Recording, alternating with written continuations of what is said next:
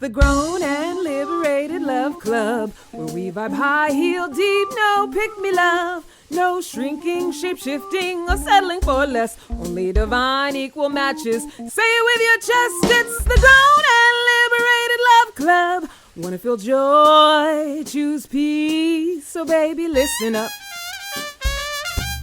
Hey, sweet love. Welcome to the very first episode of the Grown and Liberated Love Club. I'm Candace Harper, dating and relationship coach for sacred baddies and rich aunties who want their divine equal match without all the shape-shifting, shrinking, and submitting to the patriarchal BS. I'm also a certified hypnotherapist and behavior science-based relationship strategist, but most importantly, I'm a former career-focused high achiever who almost died from struggle love. And now I'm 4 years joyful with the love muffin of my life. And I'm here to guide you to the grown, sexy, emotionally safe love life that you actually want too. And each week I'll be breaking down myths and deconstructing love lyrics to help you get your mind right for the love that is your birthright. And so this week's myth: decenter men until you meet your unicorn. You know, I know that that's what's in the social media conversation right now, what's in the zeitgeist.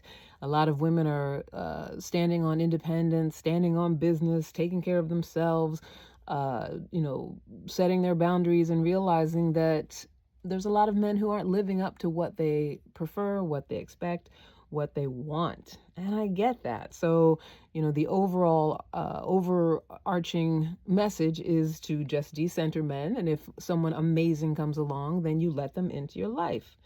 Unfortunately, it doesn't work like that. Decentering men is great. There's nothing wrong with that, because you really should be centering yourself and your alignment and your core values and all of that stuff.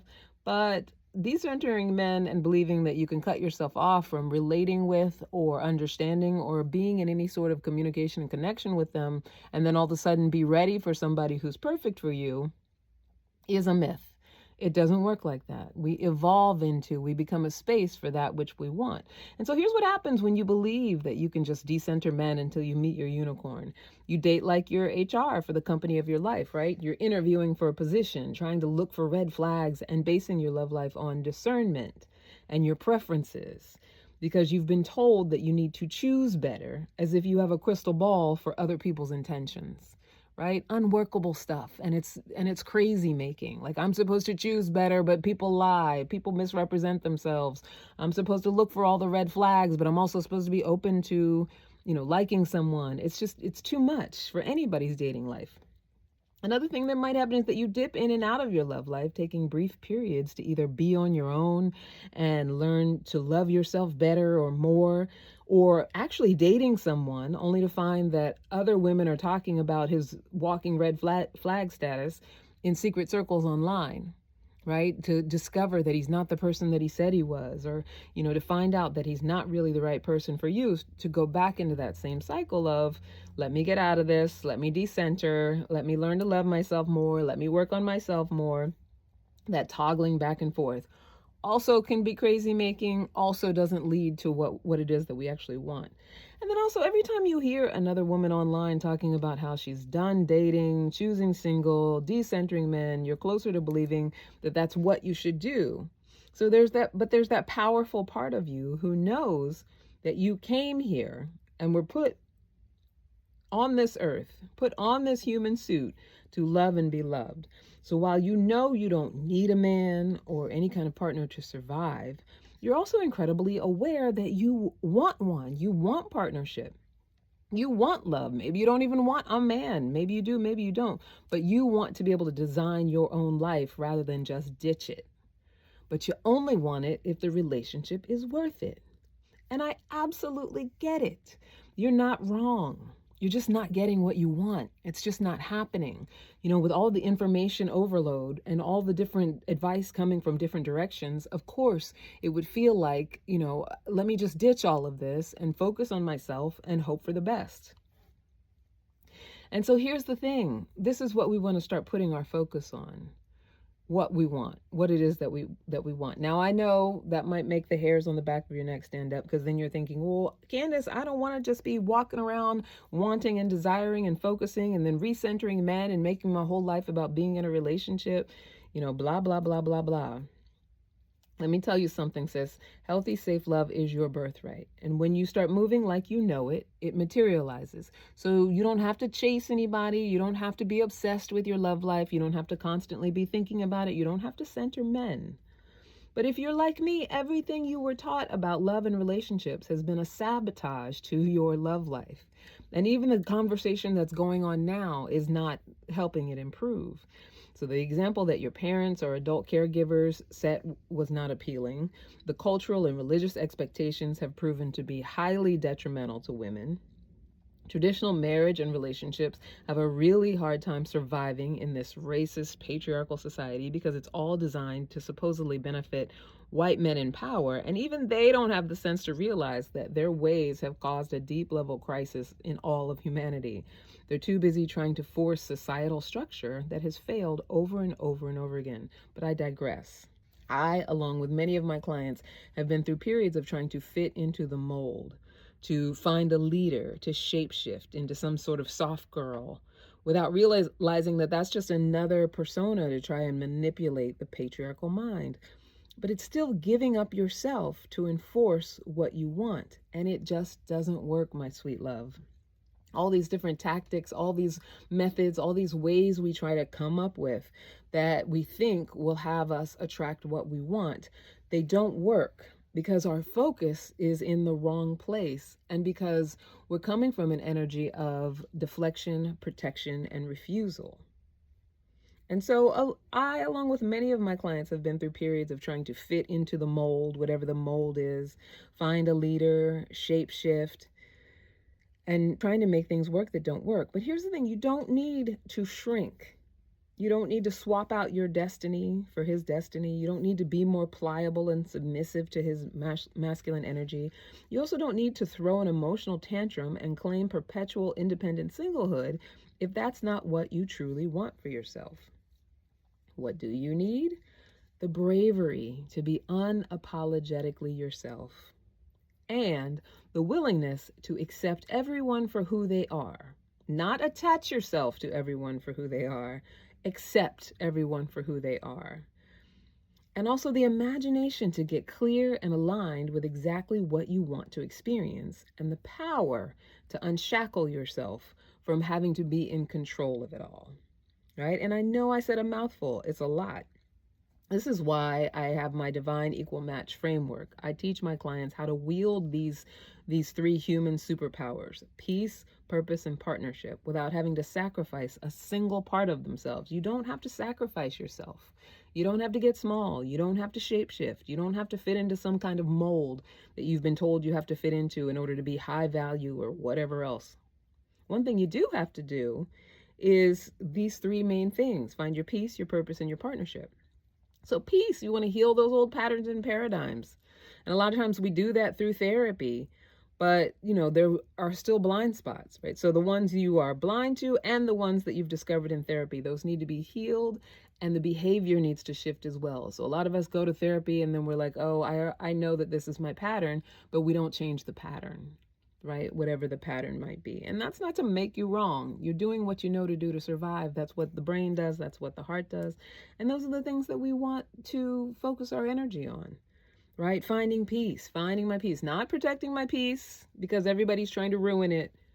Not saying that you shouldn't, but if that's the focus, then you're not really peaceful if you're worried about protecting it.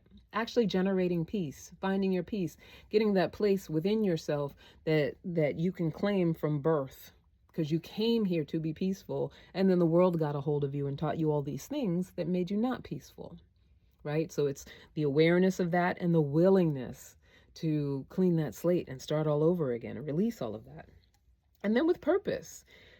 Now, purpose can mean a lot of things. It can mean what you're here on earth to do. It can mean, your greater good and how you serve your community and who you are in the world.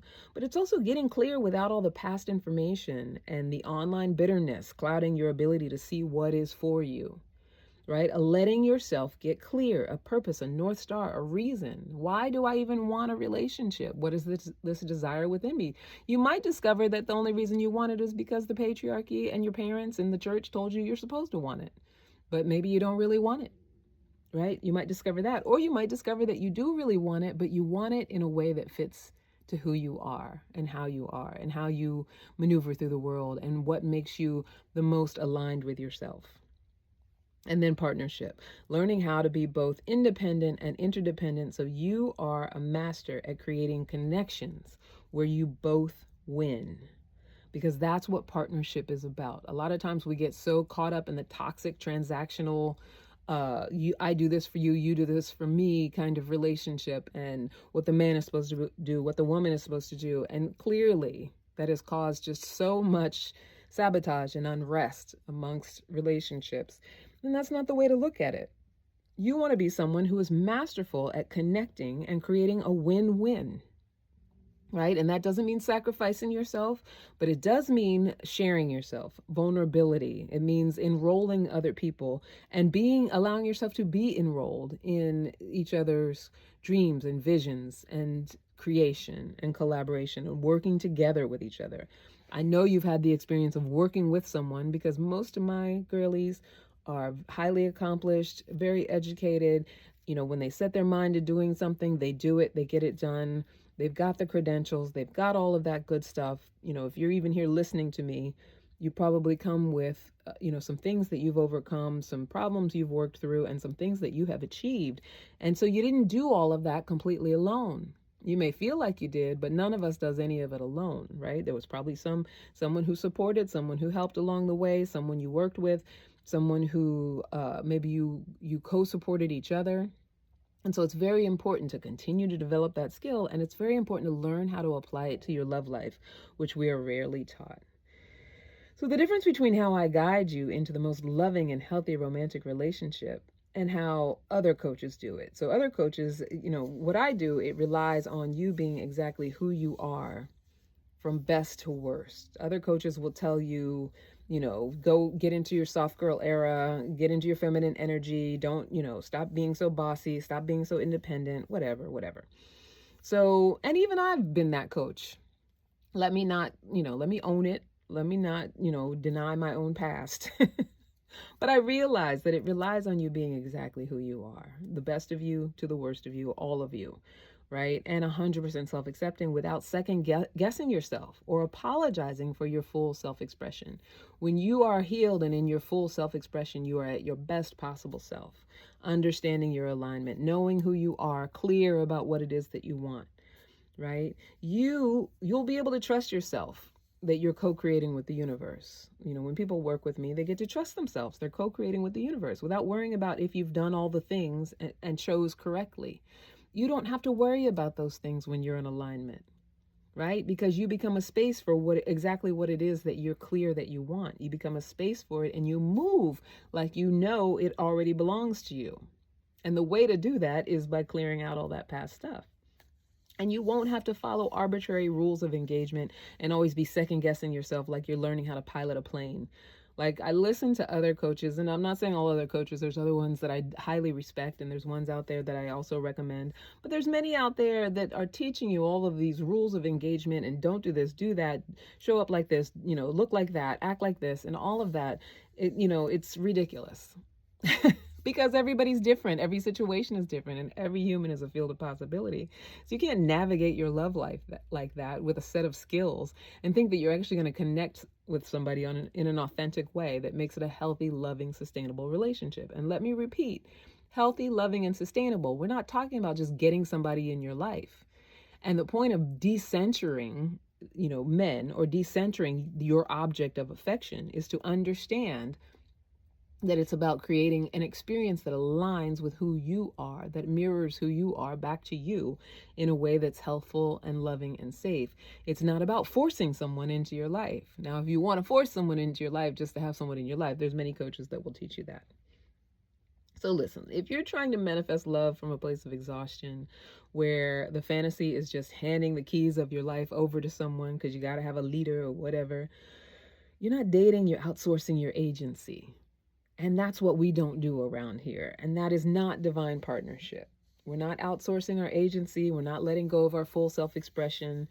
And we don't want to burn you out with all of that. And that's not you, my love. That's not my people. We're talking about divine equal matches, that which supports who you know yourself to be. We're talking about your peace, your purpose, and your partnership. And that's it. That's this week's myth debunked. Stick around for the next segment. Girl, what you going through after we take this short break?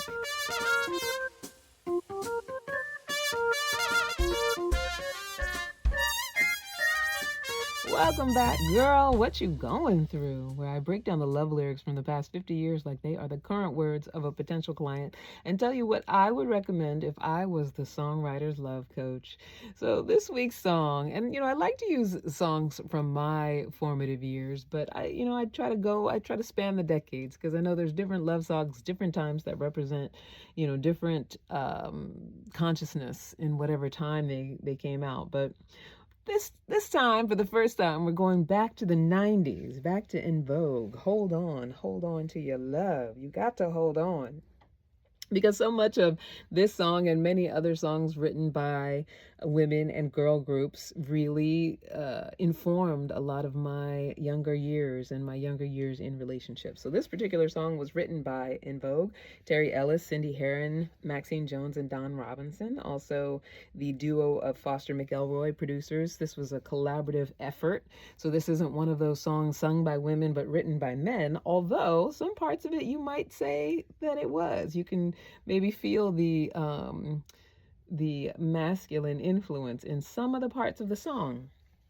So let's read it through a little bit. Ooh, my first mistake was, all right off the bat. I'm all for accountability, but right off the bat, there we are shaming ourselves and talking about our mistakes, because a lot of times we don't understand the difference between accountability and letting ourselves be human, especially when it comes to our love lives. If we have had a relationship and that relationship fell apart, or we didn't behave in a way that made the relationship sustainable or safe or happy, we look back and we shame ourselves and, flog ourselves, or we shame the other person and we got to make somebody wrong. It's got to be somebody's fault. And rather than do that, we want to think in terms of like, how do I just take responsibility for my humanity, for just knowing what I knew to do at the time. So right off the bat, my first mistake was I give myself no grace for just doing what I knew to do at the time. I wanted too much time. I had to have him morning, noon, and night. If I would have known then the things that I know now, I might not have lost the time I complain about.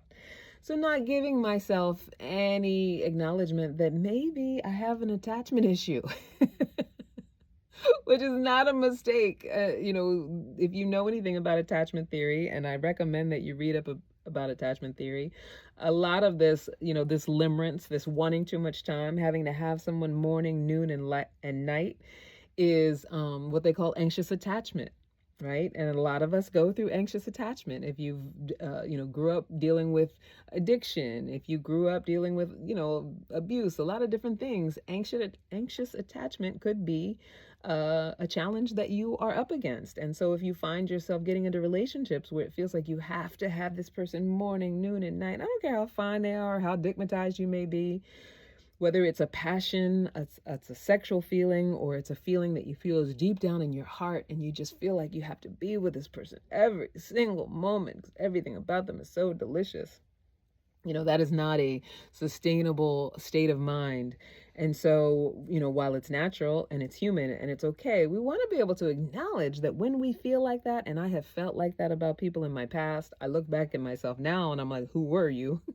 But when we have felt like that, it's a indication of something that is within our humanity, something that is within our need to love on ourselves, to heal ourselves, to be more graceful with ourselves and maybe even the other person as well.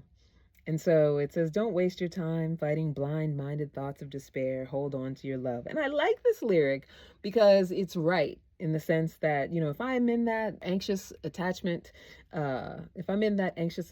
state, I might waste my time fighting blind-minded thoughts of despair. Like, what if this isn't going to work out? What if my heart gets broken again? This is so difficult. Why does this person not love me like I love them? Why are they not thinking about me constantly? I want to hear from them and they're not texting me, they're not calling me, they're not doing any of these things. But then they turn right around and they say, hold on to your love. You got to hold on to your love. You got to hold on. And so you're right back into that cycle of anxious attachment. And that's the thing.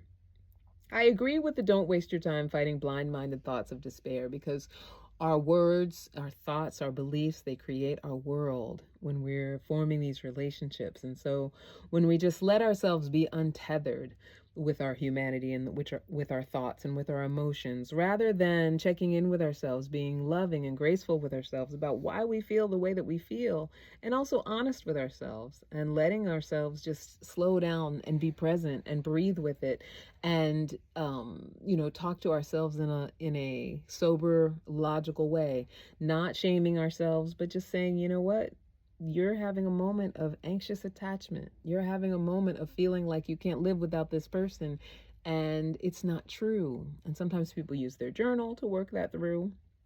But when you're listening to a song like this and you hear these lyrics, because I can remember being a young girl in the 90s and loving this song. I think this song came out in the early 90s, maybe the late 80s, and just loving this song so much and unconsciously having the beliefs embedded into my mind that this is what love is about. Just holding on, no matter what, holding on, fight your thoughts of despair, and, don't ask for too much and small yourself up so that person will want you. The next verse is, the art of playing games now is not the hearts you break. It's about good love you make when his heart's on fire. Give him love every day. Remember he needs space. Be patient and he'll give his heart to you. That verse is just a recipe for insanity. So, first of all, the art of playing games now. Why are we playing games? We're not doing that in this day and age. That's what a lot of us were taught to do back in the day. We want to be conscious of that when we're singing along, bopping along to, a song that sounds so good and is sung so well. It's not the hearts you break. It's about the good love you make when his heart's on fire. So it's not really about either of those things. It's about having so much love and grace for yourself and the willingness to align with what about another person aligns with you, and to be collaborative and cooperative, and create that space within a relationship with another person. And if you can't, being willing to release that person and let that person go, because that means that they're not your person, and that should be okay. Give him love every day. If you love a person, absolutely, it's an active thing. But if it's a fight where you're trying to hold on and you're attached, you want to be very sober with yourself and graceful with yourself. Again, realizing that there is no one person that you need to have such a high level of attachment to, that you've got to grip and hold on to them. If you have to hold on to them like that, they probably are not yours. Right? And then the song goes on, to say more. Trust and honesty should be the golden rule. Sure. How we set boundaries on ourselves as far as trust and honesty and what we're willing to align with. If I can't trust you, you're out of alignment with me. Right? But I also have to be able to trust myself. I have to have healed whatever tells me that I can't trust people, because sometimes my lack of trust comes from within, not from without.